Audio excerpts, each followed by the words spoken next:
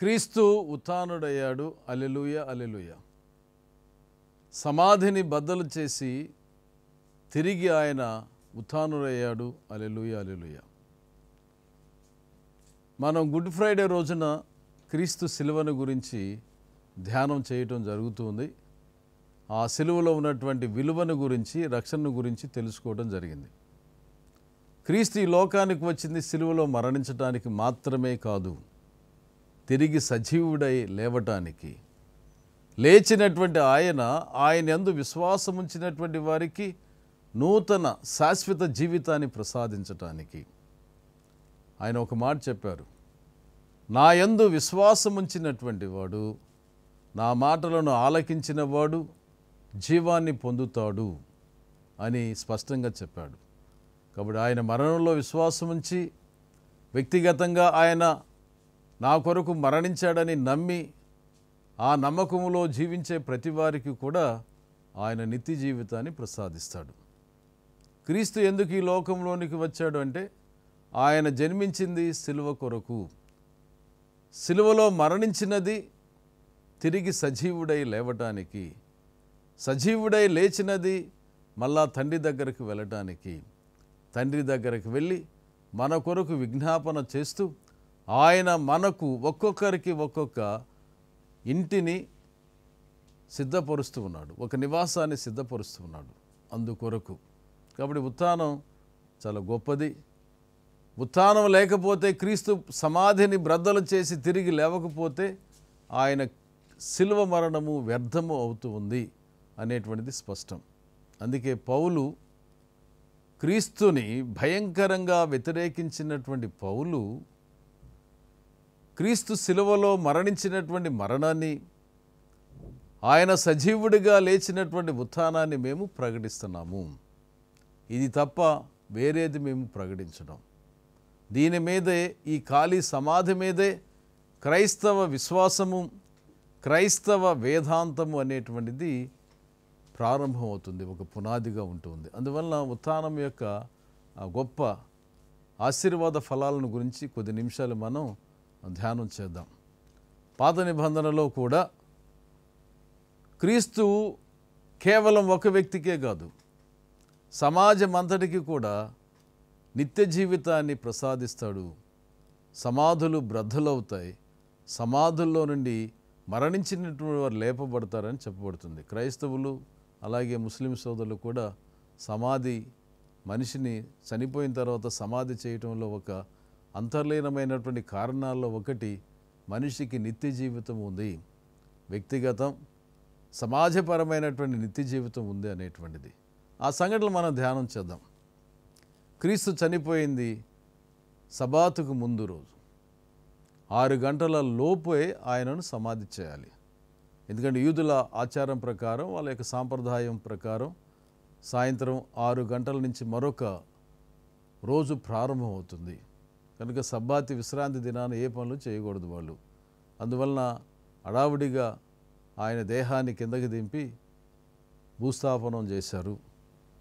అయితే యూదులు, రోమియులు కలిసి ఈయన తిరిగి 3వ నాడు సజీవుడై లేస్తాడు అనేటువంటి చెప్పిన మాటను గుర్తుపెట్టుకుని, ఒకవేళ ఎవరైనా వచ్చి ఆయన శరీరాన్ని బయటికి తీసి ఈ ఖాళీ సమాధిని చూపించి, ఇదిగో ఈయన లేచాడని ప్రచారం చేయవచ్చు. అందువలన సమాధి మీద దొర్లించలేనటువంటి రాయిని ఒకటి పెట్టారు. అలాగే కాపలా కాయటానికి కావలి వారిని కూడా పెట్టారు. క్రీస్తు చెప్పినట్లుగా ఈ అర్ధరాత్రి సమయంలో లేక ప్రాతకాల సమయంలోనో ఆ రాయి దొర్లించబడింది, సమాధి బద్దలు చేయబడింది. క్రీస్తు ఆయన ఉత్థానమయ్యాడు. ఈ ఉత్థాన సమయంలో ఆయనకు పరిచర్య చేయటానికో దేవుడు 2 సన్మంసుకులు లేక దేవదూతలను పంపించారు. ఒకరు కాళ్ళ వైపున, మరొకరు తల వైపున. క్రీస్తు దేహానికి వాళ్ళ ఆచారం ప్రకారం పరిమళ ద్రవ్యాలు పూయాలి కాబట్టి కొంతమంది స్త్రీలు శ్రేష్టమైనటువంటి ఆ పరిమళ ద్రవ్యాన్ని తీసుకుని వచ్చారు. ఆ శుక్రవారం నాడు వారికి అవకాశం లేదు, అందువలన సమాధి చుట్టూ తిరుగుతూ ఉన్నారు. అక్కడికి వెళ్ళి చూసేటప్పటికి ఖాళీ సమాధి తప్ప ఏమీ కనిపించలేదు. ఆ సమాధి మీద మూత వేసినటువంటి రాయి దొర్లింపబడి ఉంది. ఇది చాలా భయం. కాబట్టి వాళ్ళు లోపలికి చూస్తే ఇద్దరు సన్మనస్కులు చెప్పారు, ఆయన చెప్పినట్లుగానే సజీవుడై లేచి మీకంటే ముందుగా గలిలయకు వెళుతున్నాడు అనేటువంటి మాట. సరే, ఆయన చనిపోయినప్పుడు ఆయన శరీరానికి, భౌతిక దేహానికి నార వస్త్రాలు లేక శ్రేష్టమైనటువంటి వస్త్రాలు చుట్టారు. ఆ చుట్టినటువంటి వస్త్రాలు అలాగే ఉన్నాయి. మామూలుగా మనం బట్టలు తీస్తే చుట్టడమో ఒక ప్రక్కన పెట్టడం జరుగుతుంది. అలా జరగకుండా ఆ వస్త్రాలు అలాగే ఉన్నాయి. అంటే ఆయన ఉత్థానుడయ్యాడు అనేటువంటి గొప్ప సాక్ష్యం అది. కాబట్టి ఈ ఖాళీ సమాధిని చూసిన తర్వాత వాళ్ళు ఆతృతగా వెళ్ళి అక్కడ ఉన్నటువంటి పేతురు ఆ శిష్య బృందానికి చెప్పినట్టు వాళ్ళు వచ్చి ఖాళీ సమాధిని చూసి అప్పుడు విశ్వసించారు. ఈ క్రీస్తు పునరుత్థానమైన తర్వాత చాలా సంఘటనలు జరుగుతాయి. ఆ రోజుల్లో ఈ క్రీస్తు యొక్క మరణాన్ని గురించి, ఆయన ఉత్థానాన్ని గురించి తప్ప ఎవ్వరు కూడా ఏం మాట్లాడటం లేదు. ఏమైంది, ఆయన ఈ విధంగా ప్రకటించుకున్నాడు, ఏమైంది, లేచాడా లేదా, కొంతమంది ఇలా చెప్తున్నారు. అయితే ప్రియులారా, స్నేహితులారా, ఆయన లేచాడు. లేచినటువంటి దాన్ని ఆయన నిర్ధారణ చేశాడు. లేచిన తర్వాత ఈ శిష్యులు తల్లి మరియతో కలిసి లేక వాళ్ళందరూ కూడా ఒక గదిలో ఉన్నారు. భయానక పరిస్థితి. క్రీస్తును సిలువ వేశారు. వీళ్ళను కూడా ఏం చేస్తారో తెలియదు. ఆ భయానక పరిస్థితులలో వాళ్ళు ఒక గదిలో ఉన్నారు. మూసిన తలుపులు మూసినట్లుగానే ఉన్నాయి. గాలి తప్ప ఏది కూడా చొరబడేటువంటి అవకాశం లేదు. ఉన్నపాటున క్రీస్తు వారికి దర్శనమిచ్చాడు. దర్శనం ఇవ్వడమే కాకుండా గాయపడినటువంటి ఆ శీలల ఆ గాయాన్ని వారికి చూపించాడు. చూపించిన తర్వాత వీళ్ళు ఆందోళనతో ఉన్నారు, భయంతో ఉన్నారు, బిక్కుబిక్కుమంటూ ఉన్నారు. ఆయన చెప్పినటువంటి మాట, మీకు శాంతి కలుగునుగాక. నన్ను చూడండి, నా ద్వారా మీ యొక్క భయాన్ని పోగొట్టుకునండి, ఆందోళన తొలగించండి, మీరు ప్రశాంతంగా ఉండండి. క్రీస్తు 2 సార్లు చెప్తాడు ఈ మాట, మీకు శాంతి కలుగునుగాక అనేటువంటిది. ఇది మనకు చాలా ఉపయోగపడేటువంటి దీవెన. ఈ రోజుల్లో 198% ఆందోళనలో ఉంటున్నాడు, 198% భయంలో ఉంటున్నారు, 198% శాంతి లేకుండా ఉంటున్నారు, ఐక్యత లేకుండా ఉంటున్నారు. ఇది మానవాళి మనుగడకు గొడ్డలు పెట్టు లాంటిది. ముందుకు వెళ్ళడానికి కాదు, ఇవి కృషించిపోవడానికి కారణాలు అవుతూ ఉన్నాయి. ఇలాంటి సందర్భంలో క్రీస్తు ఉత్థానము కొట్టుమిట్టాడుతున్నటువంటి ప్రజలకు శాంతిని అందిస్తుంది, భయాన్ని తీసివేసి ధైర్యాన్ని ఇస్తుంది, బలహీనతను తీసివేసి బలాన్ని ఇస్తుంది.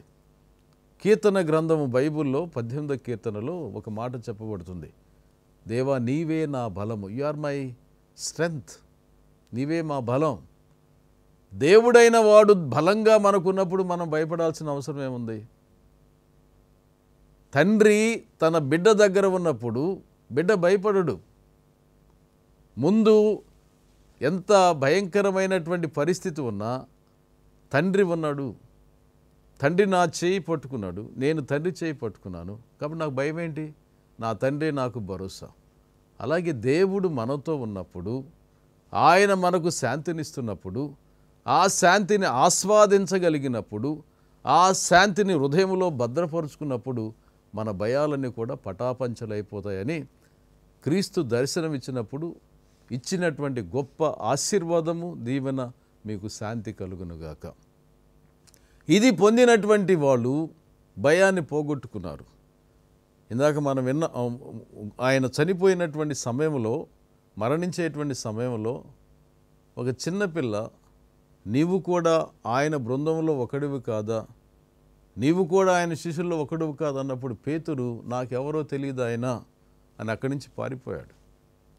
కానీ క్రీస్తు ప్రసాదించినటువంటి శాంతిని, ఆయన ఇచ్చినటువంటి శ్వాసను, ఆత్మ అభిషేకాన్ని పొందినటువంటి ఈ పేతురు వేలాది మంది నిలబడి బహిరంగంగా ఈ విశ్వాస సత్యాన్ని ప్రకటించాడు. ఏమని?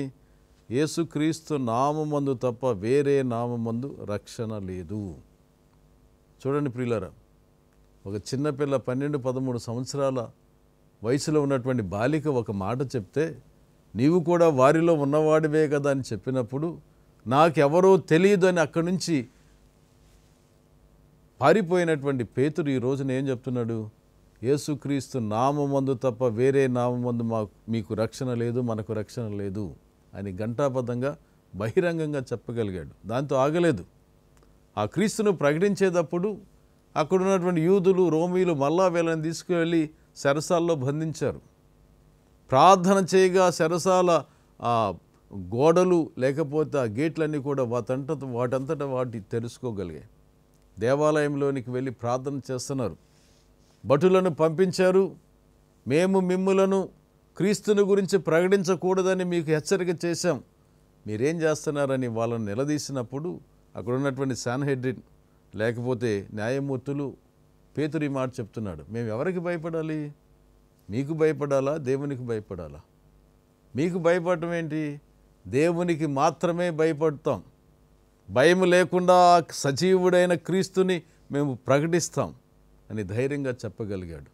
కాబట్టి ఉత్థానం చాలా దీవెనలు మనకిస్తుంది. క్రీస్తు యొక్క ఉత్థానం భయాన్ని పోగొడుతుంది, శాంతినిస్తుంది, ఆరోగ్యాన్ని ఇస్తుంది. ఈ లోకంలో చాలామంది ఎందుకు ఎగబడుతున్నారు? స్వస్థతలు వస్తున్నాయని. మతపరమైనటువంటి ఆంక్షలు లేకుండా, సామాజికపరమైనటువంటి ఆంక్షలు లేకుండా క్రీస్తు తప్పనిసరిగా స్వస్థతను, ఆరోగ్యాన్ని ఇస్తాడని చెప్తున్నారు. ఈ మధ్యకాలంలో మా చర్చికి ఒక సోదరి వచ్చింది. క్రైస్తవ సోదరి కాదు. ఆమెకు జబ్బు ఒకడుంది, గర్భఫలం లేదు. గర్భఫలం లేనప్పుడు దేవుని ప్రార్థన చేయగా క్రీస్తు యొక్క కృప ద్వారా ఆమె గర్భఫలం. అయితే ఆ బిడ్డకు చిన్న లోపం గుండెలో. ఆమె దేవుని ఈ విధంగా ప్రార్థన చేసిందట. ఒక క్రైస్తవురాలు కాదు, బ్యాప్టిజం తీసుకోలేదు, నమ్మకంతో ప్రార్థన చేసింది. వైద్యుడు ట్రీట్మెంట్ ఇస్తాడు, కేవలం ట్రీట్మెంట్ మాత్రం ఇవ్వగలుగుతాడు. స్వస్థపరిచేవాడు నీవు. నాకు మాత్రం అది ఒక గొప్ప సాక్ష్యం. వైద్యుడు ట్రీట్మెంట్ మాత్రం ఇస్తాడు, కానీ నీవు స్వస్థపరిచేవాడు అని సాక్ష్యం చెప్పింది ఒక సోదరి. కాబట్టి క్రీస్తు ఉత్థానంలో ఇంత బలము, శక్తి మనకు ఇవ్వబడుతుంది. కాబట్టి ఆ క్రీస్తు ఉత్థానం ద్వారానే క్రైస్తవ సమాజము, మానవ సమాజం ముందుకు వెళుతున్నటువంటి రీతిలో దేవుడు నడిపిస్తూ ఉన్నాడు. అందువలన ఉత్థానము క్రైస్తవులకు చాలా గొప్ప పండుగ. ఈస్టర్ అనేటువంటి చాలా గొప్ప పండుగ. బైబిల్ ఉదాహరణ 2వ నిబంధన అనగా క్రీస్తు జన్మించిన దాని దగ్గర నుంచి దర్శన గ్రంథం వరకు కూడా ఈ 27 పుస్తకాలు ఏం చెబుతున్నాయి అంటే ప్రధానంగా ఇదిగో క్రీస్తు మనను దేవుని యొక్క మార్గంలో నడిపిస్తున్నాడు, దేవుని దగ్గరకు నడిపిస్తున్నాడు. మూసివేయబడినటువంటి ద్వారాన్ని మళ్ళా ఆయన తీసివేశాడు. ఆదాము అవ్వలను తన సాన్నిధ్యం నుండి బయటికి నెంటివేసి ఆ మూసివేసినటువంటి ద్వారాలు క్రీస్తు యొక్క ఉత్థానము ద్వారా మళ్ళా తెరవబడ్డాయి. దేవుని యొక్క సాన్నిధ్యం అనేటువంటిది లభించింది. భగవంతుని యొక్క ప్రేమకు, కృపకు అతడు నోచుకుంటూ ఉన్నాడు. అందువలన ఉత్థానం చాలా గొప్పది. హల్లెలూయా.